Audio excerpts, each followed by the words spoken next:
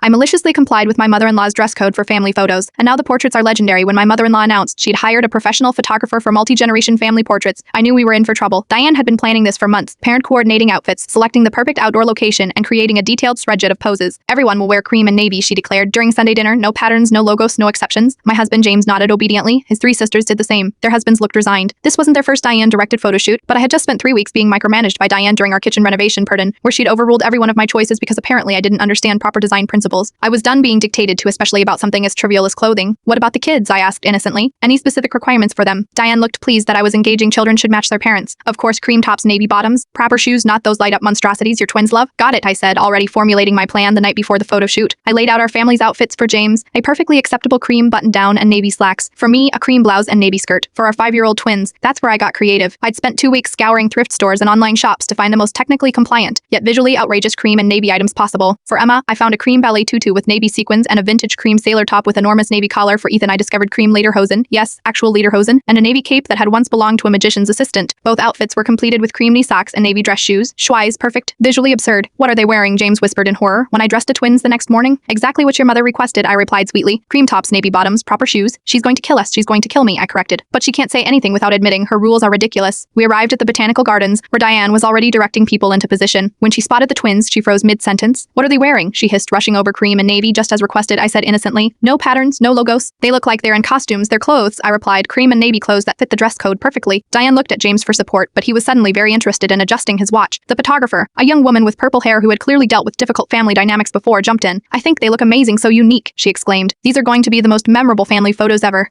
Diane was trapped. She'd made such a production about the dress code that she couldn't admit it was about conformity rather than colors. With the entire family watching and the photographer already setting up the first shot, she had no choice but to proceed. Fine, she said through clenched teeth, but they sit in the front row. What followed was the most entertaining photo shoot in family history. Emma twirled in her tutu, showing off the sequins. Ethan dramatically swished his cape at every opportunity. The cousins were jealous. The aunts and uncles couldn't stop laughing. And something unexpected happened. The photos turned out incredible. The twins' outrageous outfits added personality to what would have been forgettably generic family portraits. Even Diane had to admit after 3 glasses of wine at dinner that they were uniquely charming. Last week we received the finished portraits. In the main family photo, everyone looks appropriately dignified in cream and navy pern, except for my magical lederhosen wearing son and my ballerina sailor daughter, who absolutely steal the show. Diane has the massive portrait hanging in her living room. Every visitor comments on it, and instead of being embarrassed, she's now telling everyone it was her idea to add whimsy to the traditional family photo concept. Yesterday she called to discuss the spring family photo shoot. I'm thinking pastel, she said, but for the twins, perhaps something more creative. They added such character last time. Sometimes malicious compliance doesn't just make a point pern, it creates a new family tradition. P.S. My sister-in-law just texted that she's pregnant and already planning her baby's creative interpretation of the spring photo shoot dress code. I've sent her links to baby-sized cowboy chaps in the palest pink possible.